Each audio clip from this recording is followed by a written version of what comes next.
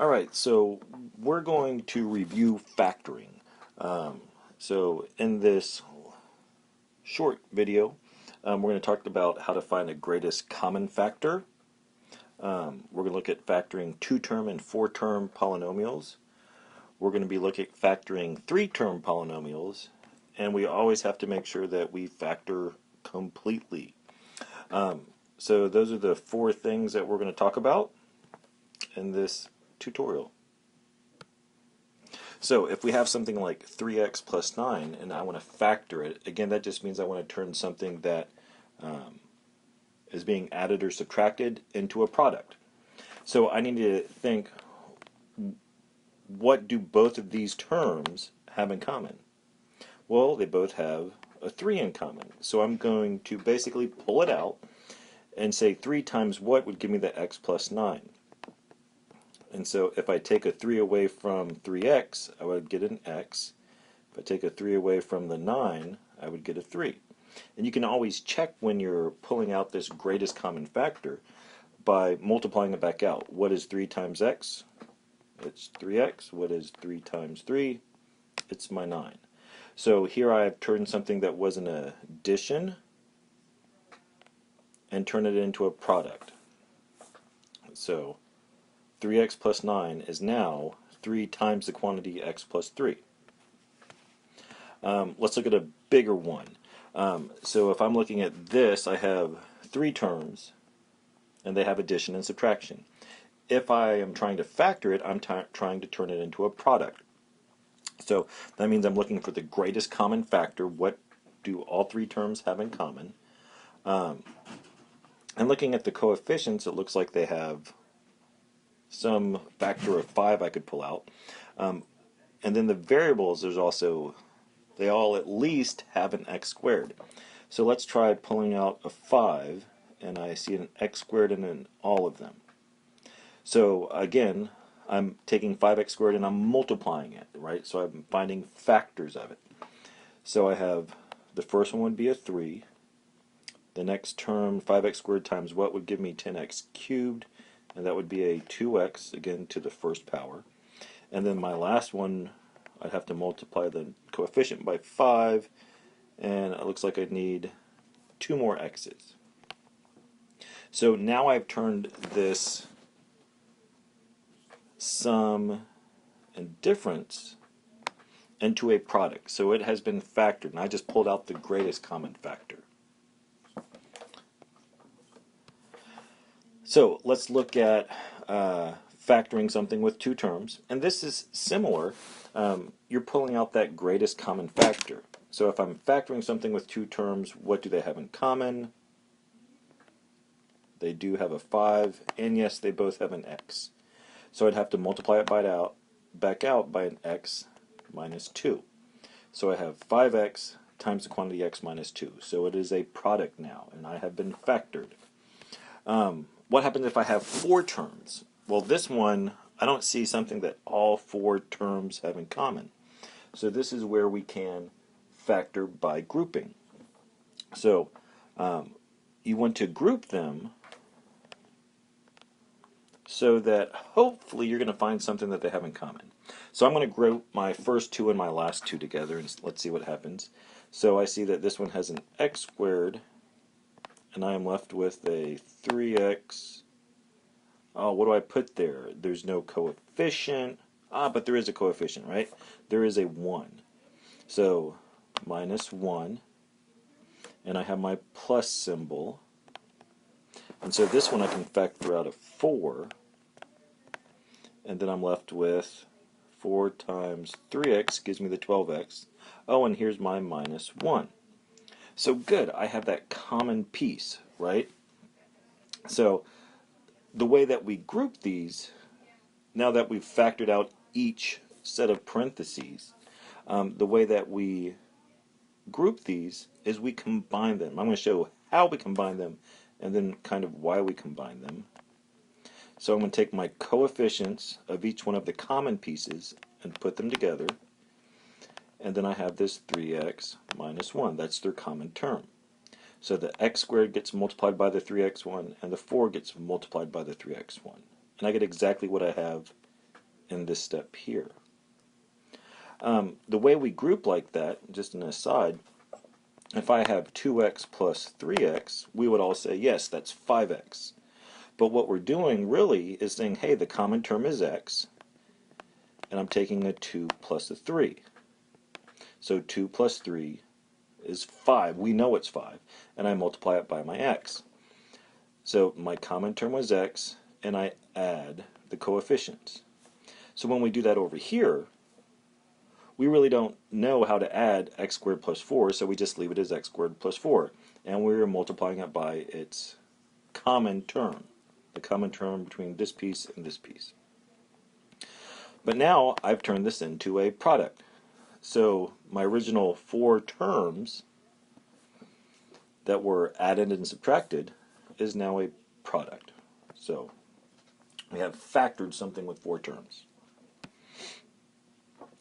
So when I have 3 terms, this one, and I'm starting off with a 1 in front, so these are special cases when you have a 1 in front, you are trying to find out what are the products of 12, the factors of 12 that can add or subtract to give you that middle term. And so if we're looking at 12 and saying, okay, there's a 1 and a 12 and a 2 and a 6 and a 3 and a 4, those appear to be my factors, but which ones could give me positive 7 somehow? And that's those. And it would be a positive 3 and a positive 4. So I could write down x plus 3 and x plus 4. And that would give me my answer. I could check it by multiplying it back out. So we could FOIL it back out, and we should get x squared plus 7x plus 12. Here's another one. So again, when I have that 1 in front, I'm just looking at that negative 24. So I had 2 numbers that multiplied to give me a negative 24. So one of them is going to have to be positive, one of them is going to have to be negative. So let's just think of, so I got 1 and 24, I got 2 and 12, I got 3 and 8, I got 4 and 6, and that might be it. So which one of these could I get a 5, knowing that one has to be positive and one has to be negative to get this negative 5? And it looks like I'm dealing with the 3 and the 8. Now to get a negative 5, I'd have a positive 3 and a negative 8. So I have x plus 3 and then x minus 8. So now I've turned this polynomial that had addition and subtraction, and I've turned it into a product. So it is factored. These are the one that sometimes people have more trouble with, is because they have something other than a 1 in front. So there's a couple different ways to do it. One of it is turning it into a 4-term polynomial. So the way that you do that would be through an AC method. And so with an AC method, you're going to multiply your A term and your C term together. A standard quadratic is in the form ax squared plus bx plus c. So we're going to multiply our 4 and our negative 15 together and get this negative 60. So now we do the same thing and we look at it as saying, okay, what are all these different factors? I have 1 and 60 and 2 and 30, and eventually this becomes easier. 3 and 20, 4 and 15, 5 and 12, 6 and 10, and I think that's probably all of them. But since I have a negative 60, it means one's going to be positive, one's going to be negative, and I have to get that middle term of a positive 17. So looking at our choices, I see that 3 and the 20. So I'd have a negative 3 and a positive 20. So now what I'm going to do is rewrite my 3-term, my trinomial, and put it into 4 terms. So I have 4x minus, or 4x squared, sorry, minus 3x plus 20x, and then minus 15. So now if I do that factor by grouping, right, that we talked about previously, I could take an x out of this one. I have a 4x minus 3. I could take a 5 out of this one. Ah, look, and I'm left with the 4x minus 3. So I have that common term. So I'm going to do x plus 5. I add my coefficients, and then I multiply it by my common term. So that is using an AC method. Several different ways out there. This is the one consistent with what we've just did. Let's look at another one to practice. So if I'm using this AC method, I get this negative 60. So we could go through all the different factors. I think we just did 60, so I still remember them. 3 and 20, and 4 and 15, and 5 and 12, and 6 and 10. But this time, again, I know one's going to be positive and one's going to be negative, because when I multiply I get a negative 60. I want to get a negative 11x. Well, that's how I can get a negative 11. If I have a positive 4 and a negative 15. So rewriting this 3-term polynomial into 4 terms, I get 6x squared plus 4x minus 15x minus 10. And so now when I go to group these, one thing I want us to be careful about is I'm going to group these two together, and I'm going to go ahead and say that it's subtracting 15 is the same thing as adding negative 15x. That's just so we're careful with our signs.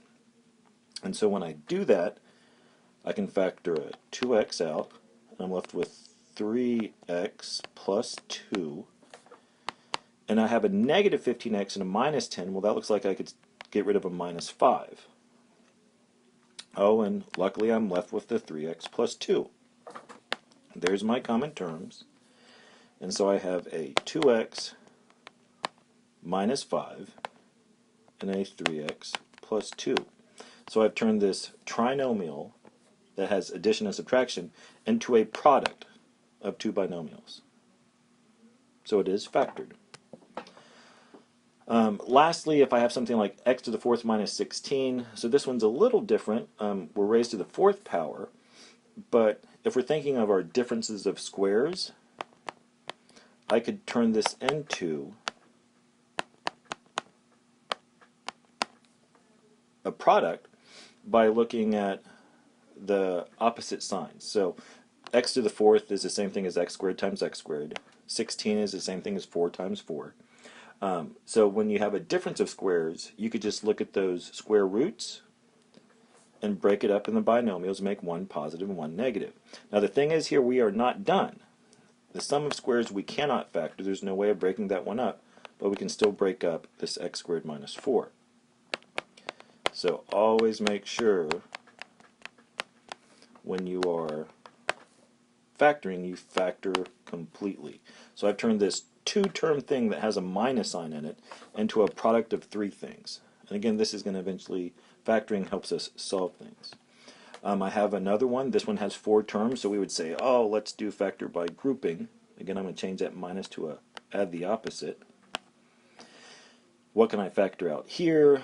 It looks like I could factor out a 4x squared. So I get a 2x minus 5 plus, I have that negative in front, so I'm going to pull out a negative 9. And it looks like I'd have a 2x minus 5. Good, so that still gives me that positive 45 when I multiply those. I see I have that common term, so I have 4x squared minus 9 times a 2x minus 5, which sounds like good. Yay, I got this, the product of two things. But we've got to be careful. Differences of squares. What's the square root of 4x squared? 2x.